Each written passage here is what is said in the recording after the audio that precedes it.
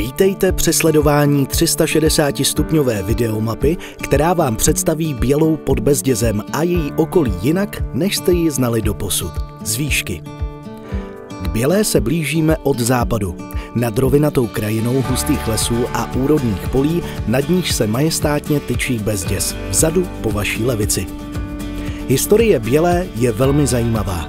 Město mělo původně vyrůst přímo v podhradí Bezdězu.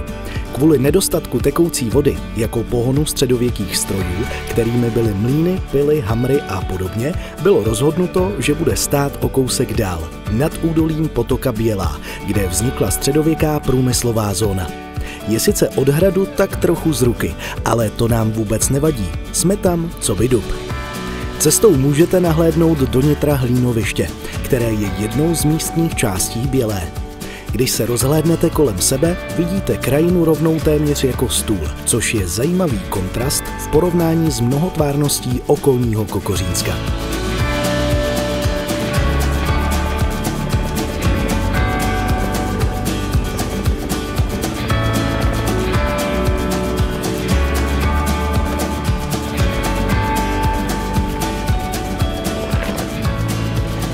Při příletu nám mraky Bělou trochu zastínily, ale to vůbec nevadí, protože přilétáme od západu. Představuje se nám nejprve novější část městečka s průmyslovým areálem, školou, panelovým sídlištěm i moderními vilkami.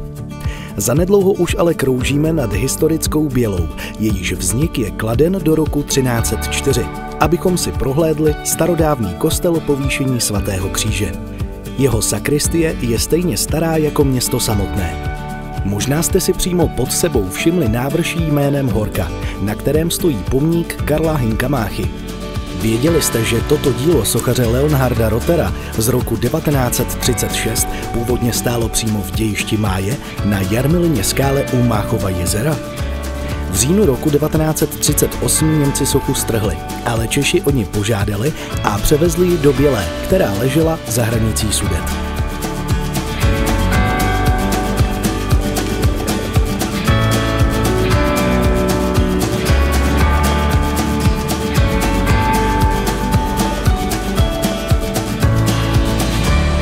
Obdiv si zaslouží také zámek, který prošel několika stavebními fázemi a slohy od gotiky přes renesanci až po baroko. A nepřehlédnete ani radnici na náměstí, jejíž nejstarší části pocházejí z počátku 17. století. A kdybychom mohli sestoupit až do centra Bělé, byli byste potěšeni a někteří z vás možná i trochu překvapeni. Málo které z měst se totiž může pyšnit tak upraveným náměstím, které je ve své podstatě vlastně zeleným parkem se sochami a pomníky. Bělá je zároveň ideálním východiskem k výletům po Máchově kraji a Ralské pahorkatině. Výborné zázemí najdete například v chatovém táboře u koupaliště, nad kterým právě letíme. A nebo ve sportovně rekreačním areálu Vrch Bělá, který vidíte po pravé straně a kde kromě ubytování najdete třeba i zookoutek, inline park, lanové centrum či rozhlednu. Z ní uvidíte velký kus kraje pod Bezdězem. S námi v kabině letadla ale vidíte mnohem dál. Rozhlédněte se tedy naposledy kolem sebe a rozlučte se pro tentokrát s tímto nádherným kusem země české, v níž jste měli možnost poznat Bělou pod Bezdězem.